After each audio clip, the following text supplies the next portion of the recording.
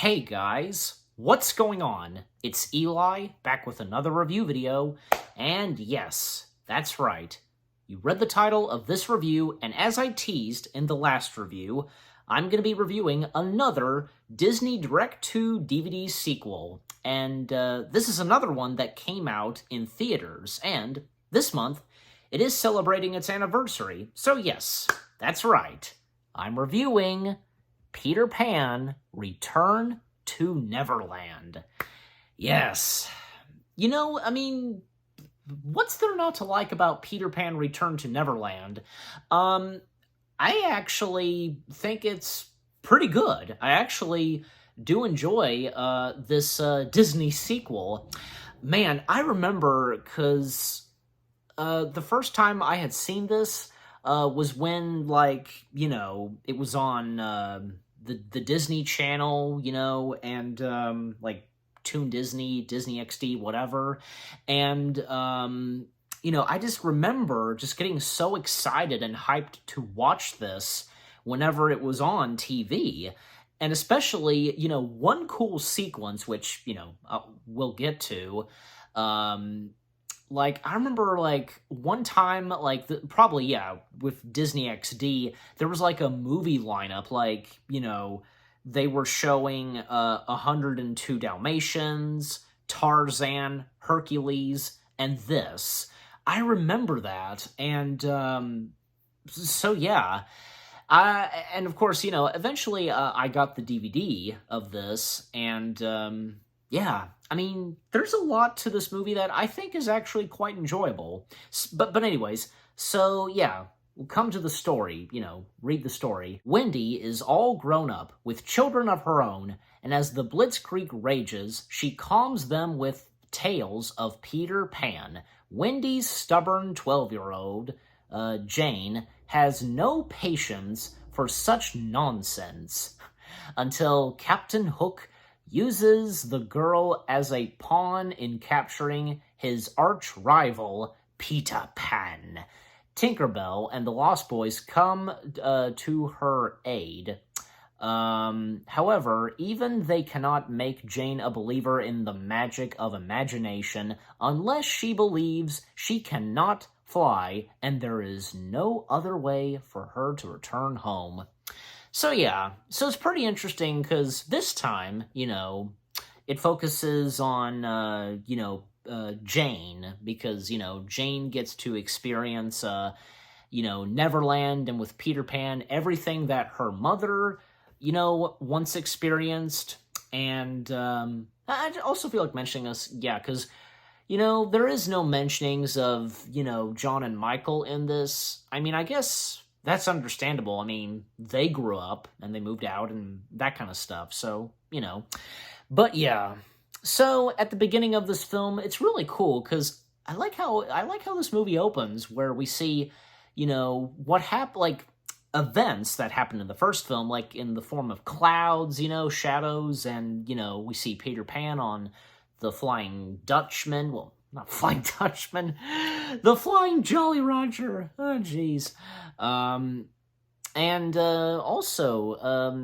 Clive Revel, if I'm saying his full name right, he actually is the narrator for this film, although, not like he doesn't narrate the entire film. It's just like saying the first Peter Pan film, There's a little bit of narration, but that's about it. So, yeah. And he voices an elderly officer that basically tells Wendy that, your children are not safe and, are to be, on the next train tomorrow. So, yeah. Also, because, yeah, the opening to the film, we do get an appearance of a young Wendy, and then, of course, Wendy had always believed, even when she grew up and, she became married and had children of her own, even like Jane, when she was a bit young, she believed in that stuff, but then when she got a little bit older, yeah, not anymore. She tried to act like a grown-up, basically, and her acting like, nonsense, pixie dust, these stories, that kind of stuff. Like, gosh, Jane, get a grip of yourself. You used to like this stuff. You can't deny. And also, it's kind of funny because, the appearance of Nana, although, the dog's named Nana 2, literally, Nana 2. Wow. Just every dog that Wendy has had being called Nana 2, 3, 4, 5. Yeah, you get my point. And what about, like, say, in Hook, Nana 9? I don't know. But anyways. So, yeah, the events of Peter Pan Return to Neverland, well, this takes place during the war. Obviously, World War II, with the Nazis and such, and, all the children being evacuated across the country, and, as I said, like, Jane and, Daniel, Jane's younger brother, Daniel, who, of course, still believes in the Peter Pan stories and such, and even, like, say, Wendy telling, a Peter Pan story to Daniel. Jane kind of hears this too. She's kind of enjoying this, but, she's like, no, why am I listening to this? Like, oh my gosh, Jane, come on. But yeah, like, the story that Wendy tells to Daniel, well, because Peter Pan and the Lost Boys, they take treasure that's on the Jolly Roger, Peter has this idea for a game. Captain Hook and his pirate crew step in, and of course, at one point, Hook and his men, they are defeated. Tinkerbell has the Jolly Roger, be all, covered in pixie dust, I should say, and of course the Jolly Roger flying, and very soon we would see where the Jolly Roger would end up next, because, afterwards, after this bomb attack happens, everything's all good. And of course, that elderly officer telling Wendy that her kids need to be evacuated and such, and Jane does not like this. And, there's a bit of a meltdown, and, Jane kind of, is very harsh on her little brother, like telling him that, Peter Pan is not real, and people don't fly. This really upsets Daniel. And, Wendy, of course, being upset with her daughter, and, you may think you're very grown up, but you have a lot to learn, that kind of stuff. I would like to point out, Wendy, being voiced by Kath Soucie, who is a very good voice actress. She's done a lot of voice acting, especially for Disney. I remember her best for being the voice of Kanga, in Winnie the Pooh. And also, she was the original voice of Lola Bunny in Space Jam. And I'm not saying that she was bad. Not a bad choice voicing Wendy. But why couldn't they get the original voice of Wendy? Kathy Beaumont, if I'm saying... I don't think I'm saying her last name right, so I apologize. But I'm sure that a lot of you would agree too. Why couldn't they get her back? I think, I did read this. She was in consideration. Why didn't they get her back? That's a missed opportunity. Well, I do recall she did at times reprise the role of Alice, remember? Because she voiced Alice from Alice in Wonderland. She voiced Alice first, and then after Alice in Wonderland, she would go on to voice Wendy Darling in Peter Pan. So, and I think, she did at times reprise the role of Wendy, but why not this? This would have been a great opportunity. She would have been the only original cast member from the first Peter Pan film to voice Wendy. So, there you go. Also, the songs. The songs in this film, well, I think just one. Definitely, because, when this coming out in the early 2000s, you can tell that kind of early 2000s song. But the rest of the songs are fine. Like, Mr. Smee gets one small, quick song number, yo ho ho, another day, to try to capture Peter Pan. That's kind of a funny and enjoyable, like, quick song there. And one big song number that Peter Pan and the Lost Boys sing, these are the things that Lost Boys do. That was fine. Okay, but one epic sequence is, well, after, Jane falls asleep in her room, and after that, 2000s, song number, well, the Jolly Roger shows up. And, yeah, they mistaken Jane for Wendy. They think they're capturing Wendy, but no, they are capturing Wendy's daughter. I wonder if, I'm very curious, no, it was never established in the film. Did Captain Hook ever learn that he captured Wendy's daughter? I'm very curious. I know that he calls her Jane, but I don't know. I really don't know. I mean, because that would have been really cool if he learned that, I don't know, something like, you are Wendy's daughter? Well, this got a lot more interesting. Something like that. I'm telling you, that would have been pretty cool. But anyways, the Jolly Roger sequence, it's, they capture Jane and flying around London. I'm telling you, and the music was really good in that sequence, especially because it flies past incoming planes and passing by Big Ben. Ugh! That's really amazing. And especially how they travel back to Neverland, kind of mind-blowing. I don't know, warp speed? I don't know. And you hear, archival sounds from the first film, you hear Hans Connery and Bobby Driscoll. Yeah, that's really cool. And, Wendy Bird, so that's really cool. You hear the original voices from the first Peter Pan film. Also, I gotta say, the casting for this film, okay, so aside from Kath Soucie, and Clive Revell, Harriet Owen, who voiced Jane, and she also voiced young Wendy, she was pretty good voicing Jane. I think this was her only film that she did. So, I think she's a teacher now. Is she? I'm pretty sure, yeah. Well, hey, the original voice of Wendy, she's a teacher as well. So, yeah. And Blaine Weaver as Peter Pan, outstanding. He did an outstanding job voicing Peter Pan. He has voiced Peter Pan at times. He does a good job doing an impression of Bobby Driscoll and Peter Pan in general. So Disney's Peter Pan in general, I should say. And especially Corey Burton as Captain Hook and Jeff Bennett as, Mr. Smee.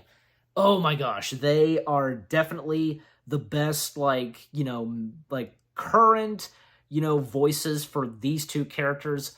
And not to mention, fun fact, Corey Burton did voice Smee, I think, before Jeff Bennett. But by the time when this film happened, Jeff Bennett became the official current voice of Mr. Smee. And again, because they are fantastic as those two characters. Corey Burton does an outstanding Hans Connery impression. He's so good as Captain Hook, being the main voice of Captain Hook. He gets it down. I'm telling you, it's like Hans Connery still lives inside of Corey Burton. You know what I'm saying? Just say how, Corey Burton could do a good impression of Paul Frees, Christopher Lee, you name it. So, yeah. And also, this time, the antagonist for Captain Hook is an octopus, not TikTok.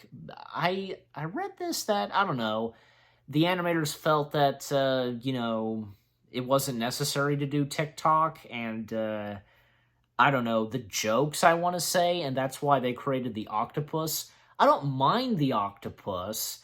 He's fine, but I'm just saying, it's just not the same without TikTok Croc, I'm just saying. And I think, that goes for everybody else. And I'm pretty sure, now, in Jake and the Neverland Pirates, of course, TikTok Croc did appear in that, but I think the octopus did as well. I'm pretty sure, because the octopus that's in Jake and the Neverland Pirates bears a good resemblance to the octopus in this. So, yeah. Also, the Lost Boys in this film, well, this is the first time we get to know their names. Their names were never said in the first film until now. Especially, like, I can remember two names from them. Guppy? Yeah, no, I'm sorry. It's Cuppy with a C, not a G.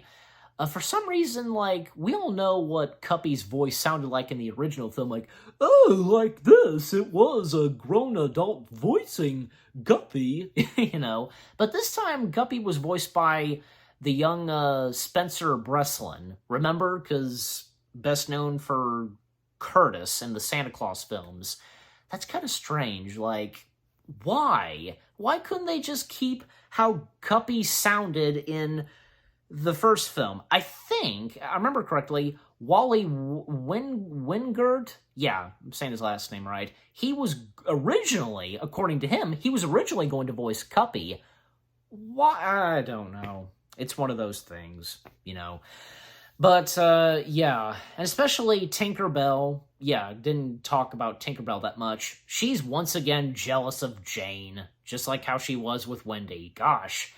Can't Tinkerbell get the point already? Especially what Peter said to Tinkerbell in the first film, that, you know, Tinkerbell means, like, she means a lot to Peter Pan, you know, more than anything. So, that's been established. Why is she still jealous? You know, I don't know. Because she's Tinkerbell, so, you know. So, like, throughout most of the film, you know, Peter and the Lost Boys trying to get Jane to fly, her to believe, have some sense of fun, that kind of stuff. And there's at one point where, you know, they, like, mess around with her notebook, you know, tossing it and so on. And when at one point, Guppy swallows the notebook and just, Jane has had enough, and especially up to when at one point she says, right in Tinkerbell's face, I especially don't believe in fairies. And, yeah, if you say you don't believe in fairies, it would cause the fairy/pixie to slowly but surely die. So, yeah, that being established, of course, in the world of Peter Pan. So, yeah. Also, Captain Hook, him trying to come up with a plan to get back Peter Pan once and for all, and, you know, to recover the treasure that Peter stole from him, and, you know, him still dealing with the octopus, which, also, I'd like to point out, I didn't mention this, that, you know, we all know with Tick-Tock Croc, it's tick-tock, tick-tock, but for the octopus, because of the suctions, you know, like, it's pock, pock, pock, pock. That's a nice detail, so, you know. Yeah. And of course, like, Jane just so desperately trying to get back home at times, and Peter and the Lost Boys, they really want to get Jane to believe and to save Tinkerbell, and which they are close for her to really start believing. And you know what? Jane finally, you know, gets into the sense of fun. Well, a little bit earlier, like, Jane was kind of in on this at first, before she was really starting to enjoy the fun and all that kind of stuff.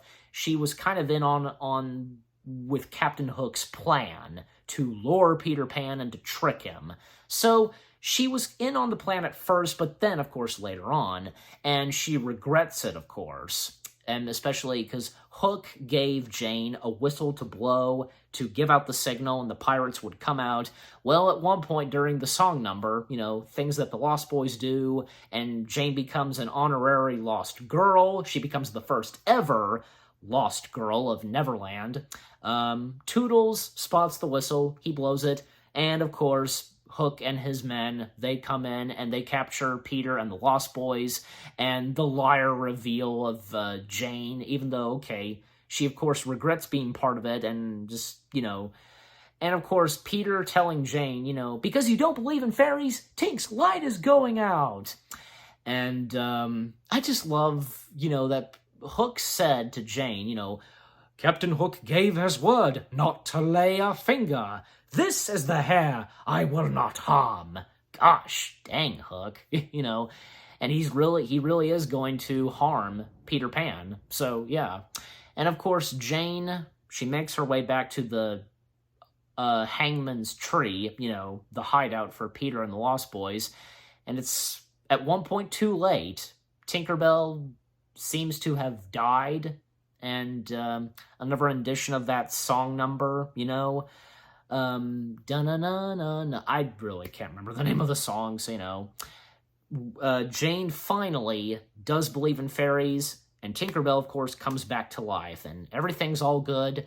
Tink and Jane, they go off to save Peter and the Lost Boys, you know, big fight going on the Jolly Roger, and especially when at one point, you know, the Lost Boys, they throw the treasure out to the ocean, and all the pirates, they go after it. It's pretty funny. You know, not to mention, two fun facts. One, originally, with Tinkerbell being sick and such, apparently Captain Hook was going to give Tinkerbell a piece of pie that was poison, I want to say. At least that's the best I can remember. And also, there was one deleted scene, or should I say deleted song number. It was right at when, you know, Peter and the Lost Boys, they are captured. And this song number that Captain Hook has, I forget how it goes, like, you know, something like, I can't remember, I wish I could, but actually the song number was pretty good. Why didn't Captain Hook get a song number in the sequel? He did in the first one, why not in this? I don't know, because of time, you know, of this movie, you get my point. So, yeah, and of course, like, the climax between Hook and Peter, and also Jane, she finally, you know, flies, and, you know, Hook getting defeated in a funny way, of course, you know. Hey, Hook, you forgot your anchor. You know, he drops the hook on Hook. Well, I'm sorry, anchor. He drops the anchor on Hook, you know, goes down, you know, down in the ocean, like, and the octopus, of course, chasing after Hook, and, of course, causing the Jolly Roger to sink. So, bye-bye, Jolly Roger. I do like how the octopus, like, when he grabs a hold of Hook and the octopus notices the Jolly Roger sinking, he's like, uh-oh. Why? He's an octopus. Octopuses live in the water. Well, it's funny, so, you know. And then, at one point, yeah, the octopus has his eyes on all of the Jolly Roger crew. Not just Hook, but the entire crew. And, like, from the octopus's point of view, I almost forgot to mention this, from the octopus's point of view, he sees Captain Hook and the crew as fish. So that's pretty funny. So they run away from the octopus, and, yep, that's it for Captain Hook and his crew. They just keep going. So, and of course, an emotional goodbye between Jane and the Lost Boys and Peter Pan. Jane, of course, is back home, reunited with, you know, Wendy, Daniel, and Nana too. And I think a very touching moment from this film. You know, Peter and Wendy reunite. They see each other for the first time, and, you know, Peter at first is like, you've changed, you know? But then Wendy assures Peter, no, not really. So, no, Wendy never changed. She always believed in Peter, even when she got older. And as I explained, and, well, as the narrator explained too. And another big thing about this film, like, at the beginning of this film, Jane's, dad, and, of course, you know, the husband of Wendy, named Edward, well, he went off to, you know, fight off the Nazis, you know, but he survived, and he came back home, so an entire family reunited, and, you know, Peter having the last line, saying to Tinkerbell, come on, Tink, let's go home. And of course, they head back home to Neverland. Second star to the right, and straight on till morning. Yeah. And I did like, and the end credits were pretty good. Like, you know, an entire, like, mural of Neverland, and the song number, Do You Believe in Magic? And there was also, like, a shout out, I want to say, to the Children's Hospital, you know, that's involved with Peter Pan. You know I'm talking about, like, in London. So that whole thing. So that was very nice. But yeah, Peter Pan returned to Neverland, again, I thought was pretty good. I really enjoyed this. And how do I rate this film? Good question. Well, because how much I said I've enjoyed this film, I'm giving it, 8 out of 10 stars. 8 out of 10 stars for Peter Pan, Return to Neverland. And what about you guys? What did you think of this film? And what did you think of my review? Leave comments and give this review a like as always. So, with that being said, thank you very much for watching. I hope you guys enjoyed my review of Peter Pan, Return to Neverland. More reviews on the way. They're gonna be awesome. Keep looking forward, and I'll see you guys in the next video/review. And stay tuned later tonight because I'm gonna be reviewing yet another Disney Direct-to-DVD sequel. And it too is celebrating its anniversary. Let's just say this has to do with, how can I tease this? Milo? That's the best I can do, so stay tuned for that. Take care, and yep, happy anniversary to Peter Pan Return to Neverland. Peace out. Yarg.